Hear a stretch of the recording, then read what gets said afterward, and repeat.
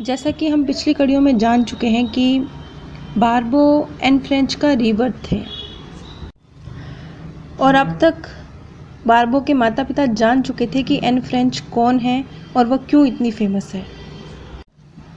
जब बारबो एम्स्टर्डम घूमने के लिए अपने माता पिता के साथ गई और एन फ्रेंच के संग्रहालय में जब जाने की बात हुई तो बारबो, जबकि उसके लिए एम्स्टर्डम नई जगह थी, वो पहली बार उस जगह पर आई थी, लेकिन वो बड़ी आसानी से उन रास्तों को पहचानती थी, संग्रहालय की जगह तक को जानती थी जहाँ एन फ्रेंच का संग्रहालय था। वो अपने माता पिता को, जब उसके माता पिता एक गाइड से सलाह ले रहे थे और मेन रोड से होकर उस संग्रहालय में जाने का प्रोग्राम बना रहे थे जो कि काफ़ी दूर था, तो बारबो ने उनसे कहा कि वो उन्हें आसान रास्ते से एन फ्रेंच संग्रहालय में ले जा सकती है। और बारबो पता नहीं कैसे छोटी छोटी भीड़ी भीड़ी गलियों से उन्हें निकालती हुई एन फ्रेंच के संग्रहालय तक ले गई। अब यहाँ उसके माता पिता हैरान थे कि किस तरीके से बारबो को, जो कि पहली बार एम्स्टर्डम आई है, उसे कैसे पता कि ये छोटी छोटी सी गलियाँ भी हैं जहाँ से निकलकर इस संग्रहालय तक पहुँचा जा सकता है। खैर, मुश्किल से 10 मिनट की दूरी थी उनके होटल से एन फ्रेंच के संग्रहालय की, और 10 मिनट बाद ही वो एन फ्रेंच के म्यूज़ियम में खड़े थे। अब एन फ्रेंच के घर की सीढ़ियों पर बारबो खड़ी थी और बारबो कहती है, अजीब बात है। वो घर की सीढ़ियों के ऊपर जाने वाली सीढ़ियों को देखकर ये बोल रही है। आगे उसने कहा, पहले तो ऐसा नहीं था। खैर, अभी तक बारबो जो शांत दिख रही थी और उनको रास्ता दिखाने में मगन थी, अचानक से जैसे ही वो उस संग्रहालय में ऊपर की तरफ पहुंची तो उसका चेहरा सफ़ेद पड़ने लगा, उसे पसीने आने लगे। उसने अपनी माँ का हाथ कस के पकड़ लिया और जब उसकी माँ ने उसके हाथ को छुआ तो ऐसे लगा जैसे बर्फ़ के जैसे ठंडे हो गए हों उसके हाथ। और जब बारबो एन फ्रेंच जिस जगह पे छुपा करती थी, नाजी सिपाहियों से छुपने के लिए जिस जगह पर वो एक कोलकी थी जहाँ वो छुपा करते थे, अटारी कह लीजिए, तो जब वो उसके करीब पहुँची तो एकदम से बहुत गहरा डर बारबो को महसूस होने लगा, वो डर जो उसने सपनों में कई बार महसूस किया था।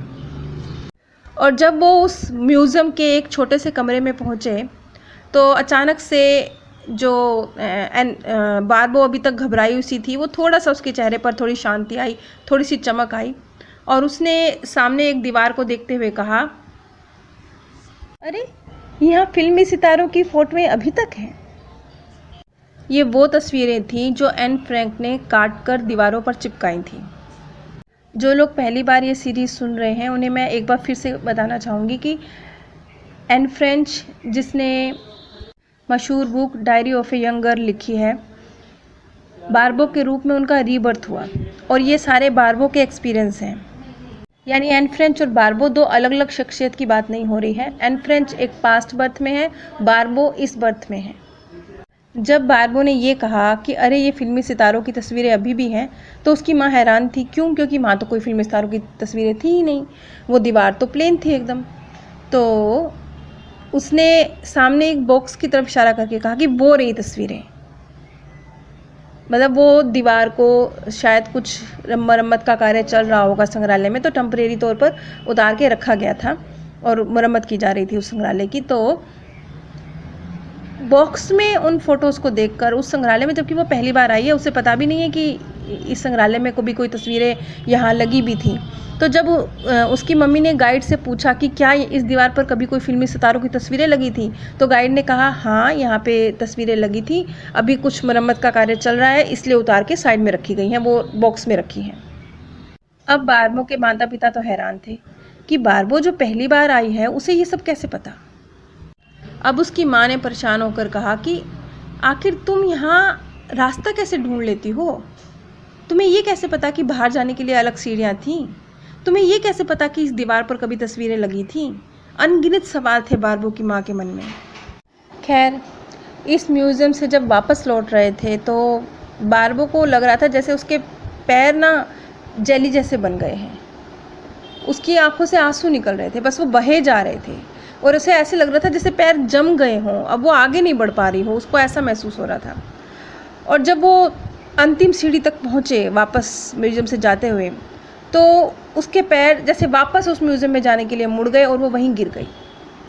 ये सारे जो घटना चक्र है, जो बाद में बार्बो ने एक बुक लिखी एंड द वुल्व्स हाउल्ड, उस पुस्तक में बार्बो ने इस सारे घटनाक्रम का जिक्र किया हुआ है।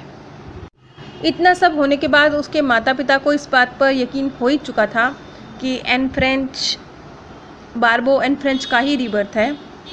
इस सारे घटनाक्रम के बाद बार्बो की माँ तो बहुत ज़्यादा आध्यात्मिक बन गई और पुनर्जन्म पर विश्वास करने लगी, लेकिन बार्बो के पिता क्योंकि वो बहुत कट्टर ईसाई थे, तो वो इस बात को मानने के लिए तैयार ही नहीं थे। वो एक तरह से नाराज़ से थे।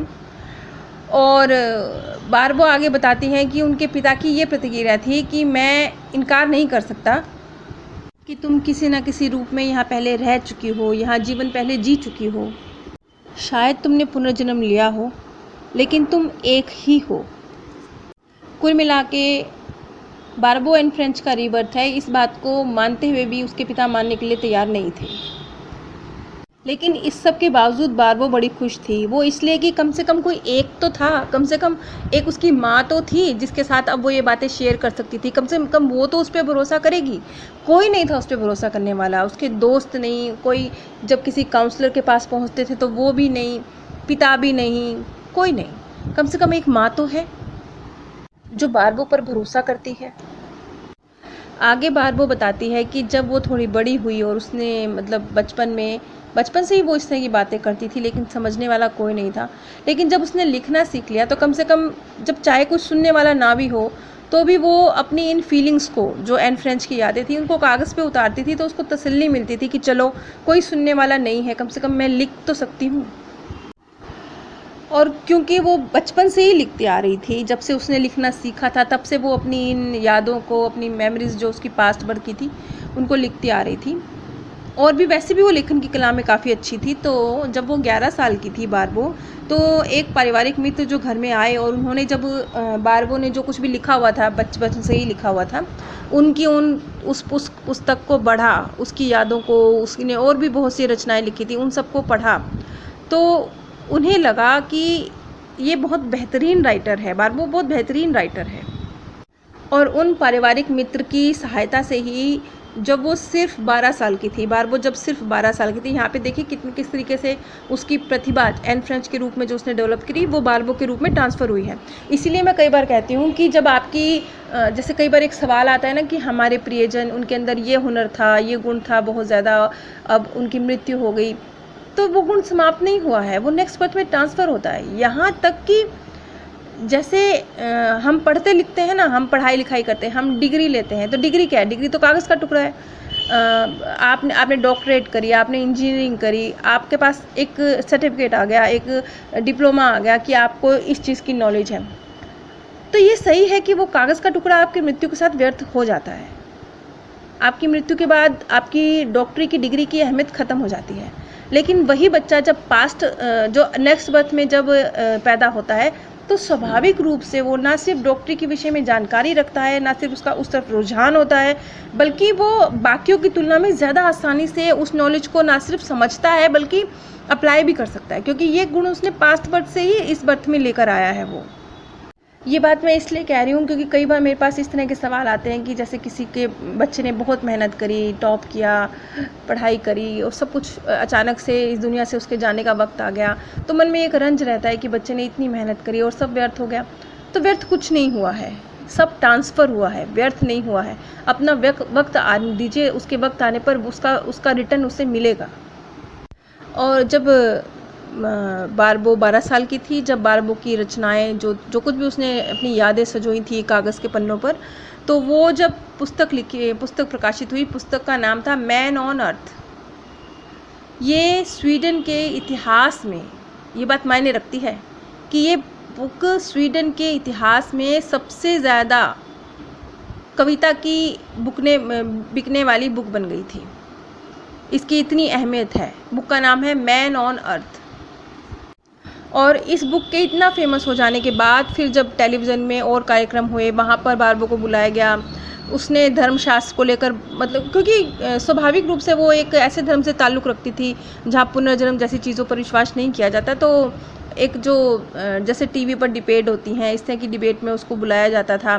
इतना सब होने के बाद, इतनी एक बुक पब्लिश होने के बाद उसे काफ़ी प्रसिद्धि मिल गई थी। अब बार्बो भी एन फ्रेंच की तरह एक जाना माना नाम थी। फ़र्क से इतना था कि एन फ्रेंच का नाम हुआ था उसकी मृत्यु के बाद, लेकिन बार्बो का नाम उसके जीवन में ही हो गया। अच्छा, अब इस बात पे थोड़ा सा गौर कीजिए। एन फ्रेंच ने एक बुक लिखी जो उसकी मृत्यु के बाद प्रकाशित हुई, और एन फ्रेंच का जो नाम हुआ वो उसकी मृत्यु के बाद हुआ। उसके जो घर को भी संग्रहालय बनाया गया। एन फ्रेंच का इतनी पॉपुलर है, वो आज भी बहुत पॉपुलर है। उसकी बुक्स बच्चों के सिलेबस में पढ़ाई जाती हैं। इतना सब होने के बावजूद उसे जो प्रसिद्धि मिली, जो कुछ भी मिला, वो मृत्यु के बाद मिला, जो उसके लिए तो यूजलेस था। क्यों? क्योंकि वो मृत्यु को प्राप्त हो चुकी थी। लेकिन वही चीज़ बार्बो को बहुत जल्दी जब वो 11-12 साल की थी, यानी एन फ्रेंच ने जब रीबर्थ लिया तो जब वो 11-12 साल की थी तभी वो सब कुछ उसे रिटर्न मिल गया, और उन्हीं बुक्स के माध्यम से मिला, उन्हीं ज्ञान के माध्यम से, उसी जानकारी के माध्यम से मिला जो उसने पहले बुक लिखी थी। तो देखिए, यहाँ पे मैं ये कहना चाह रही हूँ कि व्यर्थ कुछ नहीं गया। जैसे हमें लगता है कि इसने ये किया, व्यर्थ चला गया, इस व्यक्ति ने ये नहीं, व्यर्थ कुछ नहीं जाता, व्यर्थ कुछ भी नहीं गया। आप अगर इस दुनिया में एक आलीशान मकान बनाकर जाते हैं और आपको उसमें रहने का मौका नहीं मिलता, तो ऐसे समझ लीजिए कि नेक्स्ट बर्थ में जब आप जाएंगे तो आपको एक आलीशान मकान बनाया मिलेगा जहां आपका जन्म होगा। बस कुछ ऐसे समझ लीजिए। यानी आपका जो कर्म है वो कभी भी निष्फल, बिल्कुल बिना कोई फल दिए निकल जाए, ऐसा नहीं होगा। निष्फल तो सिर्फ वही कर्म होते हैं जो भगवान को अर्पित करते हुए बिना किसी रिटर्न की उम्मीद से किए जाते हैं। खैर, अब बार्बो बड़ी हुई। बार्बो जैसे जैसे टीनेज में पहुंचती गई, उसकी जो पास्ट बर्थ की यादें थी वो सब धुंधली पड़नी शुरू हो गई, और ये बड़ी राहत की बात थी। बार्बो को बड़ा अच्छा लग रहा था कि सब यादें मिटती जा रही हैं। ये उसके लिए एक रिलैक्सेशन जैसा था कि अच्छा है, सब यादें मिटती जा रही हैं। अब इसके विषय में जो अगली वीडियो में हम जिक्र करेंगे कि किस तरीके से फिर बार्बो की जो जर्नी थी वो आगे बढ़ी। आज की ये वीडियो बोर्न अगेन की अगली कड़ी है। इसकी लगभग 5-6 कड़ियाँ हैं जो मैं पहले बना चुकी हूँ। जो दोबारा जन्म नाम से एक प्लेलिस्ट है, उसमें आपको बोर्न अगेन इस पुस्तक की जो 5-6 कड़ियाँ मैंने बनाई हैं वो सभी आपको उस बोर्न अगेन प्लेलिस्ट में मिल जाएंगी।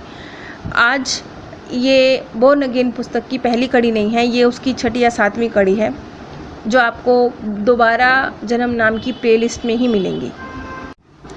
आप सभी से मेरी रिक्वेस्ट है कि नीचे डिस्क्रिप्शन बॉक्स में मैंने आप सभी के साथ अमेज़ॉन का लिंक शेयर किया है। अगर आप इस लिंक के माध्यम से कुछ भी परचेज़ करते हैं तो बिना कोई आर्थिक नुकसान उठाए भी आप इस ज्ञान के प्रसार में सहयोग दे सकते हैं और लाखों लोगों के दिलों से निकलती सच्ची दुआओं के हकदार बन सकते हैं। आप सभी पर परमात्म सौंदर्य, प्रेम और आनंद सदैव बरसता रहे। आप सभी दिव्य परम धाम में स्थान प्राप्त करें।